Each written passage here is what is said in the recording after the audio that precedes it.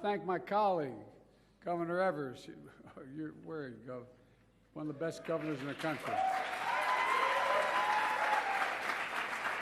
And she's sitting next to Congress. He's sitting next to Congresswoman Moore. Stand up, Congresswoman.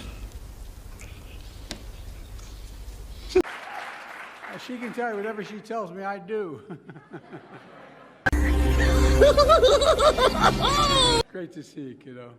And also, I want Mayor Johnson, thanks for the passport into the city. I appreciate it very much. And County Executive Crowley is here. And I want to thank Senator, a good friend of mine, Tammy Baldwin, who couldn't be here today. And I want to thank everyone here at Milwaukee's Black Chamber of Commerce for your partnership across the board on everything we've been working on. I come from a state that has the 8th largest black population in the country. And as they say, the saying goes, where I come, you brung me to the dance early on. You're proof that black small businesses with the talent and integrity and ingenuity are the engines and the glue that hold communities together. And I mean that sincerely. You hold communities together. You're the ones that sponsor the Little League teams. You're the one that involved in the church events. You're the ones that hold the community together, and you keep it going. You keep it moving. And every new business opening is a vote for hope. No. Just hope. Hope. You know, you're making the American economy stronger and our nation more competitive. I'm here today to talk about something that doesn't get enough attention. I'm here to celebrate the progress we're making to support black small businesses here and around the country.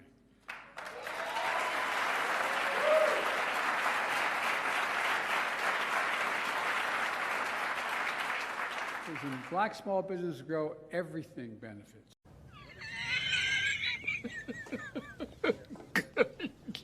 Good one. The community benefits. Everyone benefits. Not a joke. And it gives hope and prospects for people.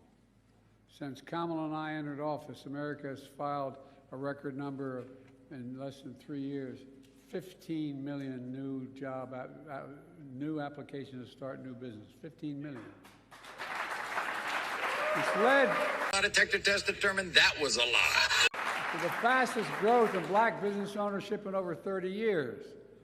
Across the country, wages for workers are up. Black wealth is up 60% since the pandemic.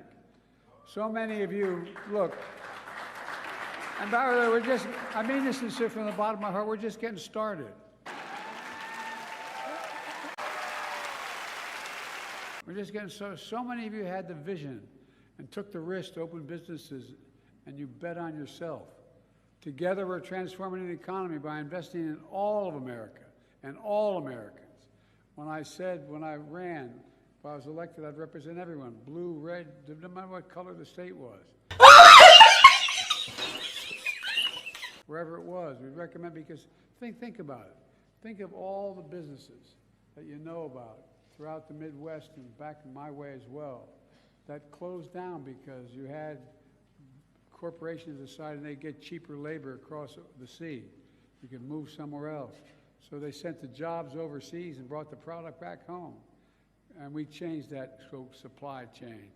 We're having the jobs here and sending product overseas.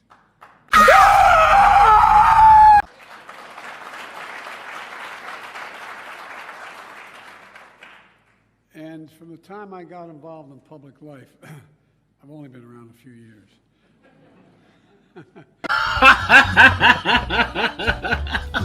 Oh, bless me, Father. Anyway, we're doing it by building an economy from the middle out and the bottom up, not the top down.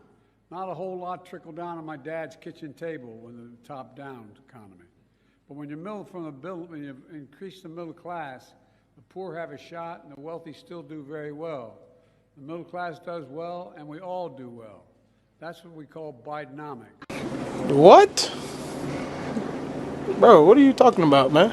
And by the way, so far, we've created 14 million new jobs, more jobs in 3 years than any president's created in 4 years in history. This is a fundamental break from trickle-down economics. Economics that supercharged was supercharged by my predecessor. The guy who thinks we're polluting the blood of Americans these days. He cut taxes for the wealthy and big corporations, shipped good-paying jobs overseas, shrank public investment in infrastructure and education. We used to have the #1 infrastructure in the world. Now we're number 16 or 17. We're changing that. We hollowed out communities, leaving too many Americans behind. It's a cycle folks on 30th Street Carter here in Milwaukee know well. It's an area where it became the backbone of Milwaukee's industrial might. 10,000 black people migrated, tens of thousands migrated from the south to the middle of the country, to Milwaukee, for good-paying manufacturing jobs. Then decades of discrimination and trickle-down economics left communities like this one behind. But today, we're making sure Milwaukee is coming back, and all of Milwaukee coming back. Mark my words. Boy. In Milwaukee, business applications are up 70% compared before the pandemic. The share of black people employed in Milwaukee in 2022 was the highest in more than a decade. But the investments aren't just about jobs. The investments we're making offer opportunity, hope to communities to fully participate in the economy. I vowed that we'd invest in all of America. Yeah, boy. And that's what we're doing. We're leaving no one behind. No one need be left behind. Let me give you a clear example. We all know, as my introducer told you guys, we all know exposure to lead water pipes is hazardous to our health, especially to children's health. It can damage their brains and kidneys, for real. Lead exposure disproportionately affects low-income communities and disproportionately affects people of color. This is the United States of America, for God's sake. Everyone should be able to turn out of office and know whatever they're drinking was clean and pure and not have to worry about it.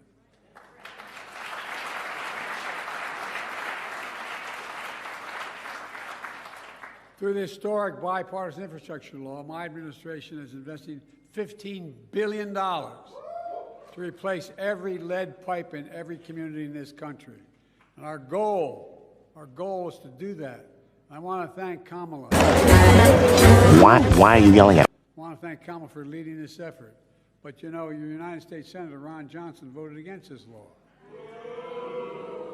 Well, I tell you what, with your help, the great governor and congresswoman in the state, they already received $130 million to do this work so far.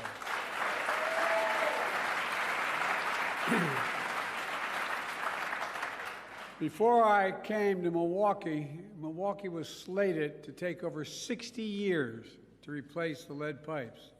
But last month, we proposed a new rule. It's going to require the water systems in Milwaukee to be fully replaced with every one of them within 10 years. Oh, my.